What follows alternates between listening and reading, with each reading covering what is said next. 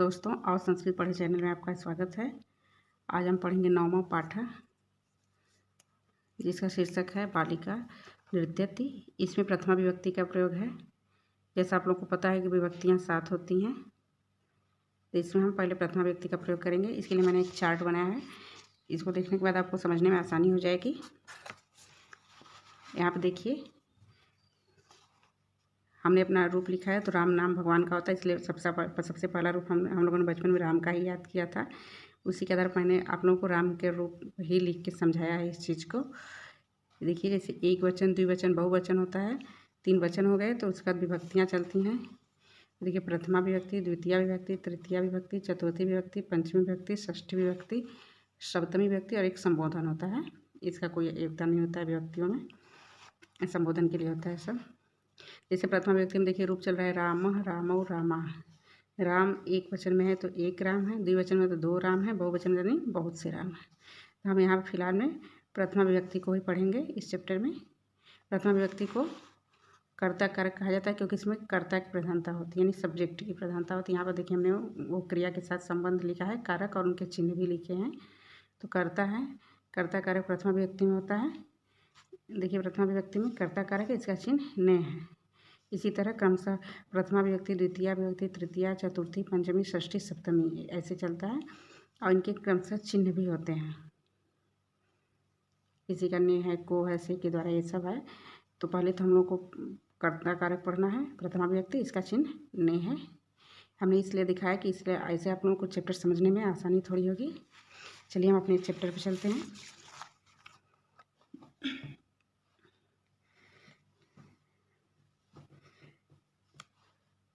संज्ञा शब्द जो होते हैं, ऐसे स है तो सर्वनाम पद है, किसी का नाम है तो संज्ञा हो गया, बालक है संज्ञा है।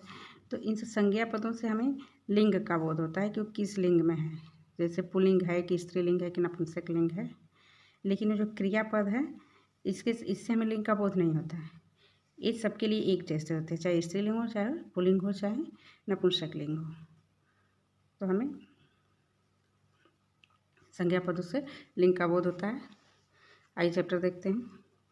सह खेलती, ये सर्वनाम पद है, सर्वनाम से भी लिंग का होता है, संज्ञा सर्वनाम दोनों से होता है। सह खेलती, कह खेलती, बाल कह खेलती। स मतलब क्या होता है, पीछे पढ़े थे हम लोग सर्वनाम शब्दों में। हाँ, स मतलब वह होता है, वह खेलता है। कह खेलती, कौन खेलता है, कह का अर्थ है कौन, कौन खेलता है। बाल कह खेलती, बालक खेलता है। समझ में आया आप लोगों को? वह खेलता है, कौन खेलता है, बालक खेलता है। अब देखिए, इसका भी रूप जैसे सह तौ ते। एक वचन में स है, 2 वचन में तौ है और बहुवचन में ते है। तो ऐसे हम लोग पढ़ेंगे सह तौ ते। तब देखिए दूसरा बहुवचन, द्विवचन वाले आते हैं। एक वचन पढ़ा हमने, फिर 2 वचन में तौ खेलता, वे दोनों खेलते हैं। तौ का अर्थ है वे दोनों, वे दोनों खेलते हैं। फिर दिया है कौ खेलता, कौन दोनों खेलते हैं। देखिए, इसका रूप है कह, कौ, के। तो द्विवचन में कौ है, कौन दोनों खेलते हैं। बाल कौ खेलता। समझ में आ रहा है आप लोग को? बाल कह एक वचन में रूप चलता है, रामा की तरह रामा, रामौ, रामा। बाल कह, बाल कौ, बालका रूप इसका चलता है। तो देखिए, यहाँ पर बाल कौ यानी 2 बालक खेलते हैं। इस बाद बहुवचन वाले आए हैं सर्वनाम यहाँ पे। ते खेलंती, ते मतलब वे सब खेलते हैं। के खेलंती, कौन सब खेलते हैं। के का अर्थ है कौन सब खेलते हैं। भाई 2 से अधिक हैं, चाहे 3 हो, चाहे 4 हो, 5 हो, सब बहुवचन के अंतर्गत आते हैं। तो के खेलंती, कौन खेलता है। बालकाह खेलंती, लड़के खेलते हैं। बालकाह का अर्थ है बहुत सारे बालक या लड़के खेलते हैं। देखिए, एक वचन में सह, द्विवचन में तौ, बहुवचन में ते। वैसे ही एक वचन में कह, द्विवचन में कौ, फिर के। सर्वनाम शब्द बदल रहे हैं, एक वचन, द्विवचन, बहुवचन। फिर देखिए संज्ञा शब्द बालका, बालकौ, बालका। समझ में आ रहा है आप लोगों को? लेकिन सबके लिए क्रिया एक लगी है। एक वचन में खेलती लगी है, द्विवचन में खेलता, खेलता लगा, और बहुवचन में खेलंती, खेलंती लगी है। हमने पीछे चार्ट बनाया था, आप लोगों को दिखाया था ना, इससे रूप चलता है खेलती, खेलता, खेलंती, जो प्रथम पुरुष के करता है, तो ये प्रथम पुरुष के करता है स, तो ये स तौते कह कौ के बालका बालकौ बालका।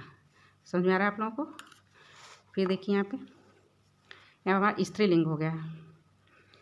का नृत्यति, का मतलब होता है कौन, का मतलब भी कौन होता है लेकिन लड़कों के लिए है, का मतलब भी कौन होता है लेकिन लड़कियों के लिए, यानी स्त्रीलिंग है।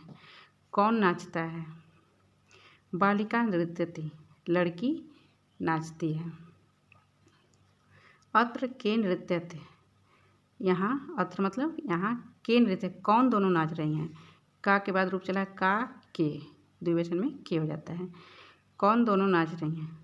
अत्र बालिके नृत्यतः, अत्र मतलब यहाँ बालिके नृत्यतः, दो लड़कियाँ नाचती हैं। बालिका एक वचन में है और द्विवचन में क्या है, बालिके है प्रथमा विभक्ति, लेकिन उसका रूप है एक वचन में बालिका और द्विवचन में बालिके। अब हम लोग आते हैं बहुवचन में। अत्र काह नृत्यन्ति, अत्र मतलब है यहाँ, अत्र मतलब यहाँ काह कौन नृत्यन्ति, कौन नाचती हैं। का के का बहुवचन में आ गए हम लोग, यहाँ कौन नाचती हैं। अत्र बालिका नृत्यन्ति, यहाँ बालिका मतलब लड़कियाँ नाचती हैं। यहाँ कौन नाचती हैं, यहाँ लड़कियाँ नाचती हैं। समझ में आ रहा है आप लोगों को। देखिए रूप चला है का के का, वैसे ही एक वचन में बालिका, द्विवचन में बालिके बालिका, बालिका बालिके बालिका, ये हमारा स्त्रीलिंग था। अब हम आते हैं नपुंसकलिंग पर। देखिए सॉरी, नपुंसकलिंग नहीं है, इसमें स्त्रीलिंग और पुल्लिंग दोनों का मिश्रण है।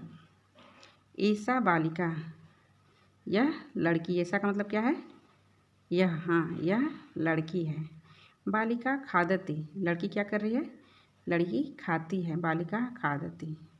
बालिके खादतः, बालिके का मतलब क्या है, बालिके द्विवचन का रूप है तो हो गया दो बालिकाएं, दो लड़कियां खाती हैं। बालिका खादन्ति, बालिका मतलब बहुत सी लड़कियां हैं, 3 लड़कियां हैं और उससे अधिक लड़कियां, तो लड़कियां खाती हैं। देखिए यहाँ पर रूप एकदम समझ में आ रहा है। एक वचन में बालिका, द्विवचन में बालिके, बहुवचन में बालिका। देखिए इसे, इसका भी धातु रूप जो है खादती खादता खादन्ति। एक लड़की है तो उसके साथ खादती है, 2 लड़कियां हैं तो खादता है और बहुत सी लड़कियां हैं तो खादन्ति हैं। ऐसा सिंह, ऐसा क्या है, ऐसा का अर्थ है यह सिंह मतलब शेर है, यह शेर है। देखिए यहाँ पे ऐसा लड़कियों के लिए प्रयोग हुआ है यह, और ऐसा लड़कों के लिए, हम लोग पिछले चैप्टर में पढ़ लिए थे सब। ऐसा सिंह, सिंह धावती, सिंह दौड़ता है, शेर दौड़ता है। सिंहो धावता, 2 शेर दौड़ते हैं। सिंहा धावन्ति, बहुत से शेर दौड़ते हैं। समझ में आ रहा है आप लोगों को। देखिए रूप चल रहा है सिंह, सिंहो, सिंहा, फिर यह धातु रूप धावती धावत धावन्ति, इसका अर्थ दौड़ना होता है। एक के लिए धावती है, 2 के लिए धावता है और बहुत के लिए धावन्ति। यहाँ पर देखिए पुल्लिंग यहाँ पर भी है। ऐसा बालका, यह लड़का है, ऐसा का अर्थ है यह बालका लड़का, यह लड़का है। बालका पठति, लड़का क्या करता है, पढ़ता है, लड़का पढ़ता है। बालकौ पठतः, 2 लड़के पढ़ते हैं। बालकौ का अर्थ है 2 लड़के, 2 लड़के हैं तो उसके लिए बालकौ, बालकौ पठतः।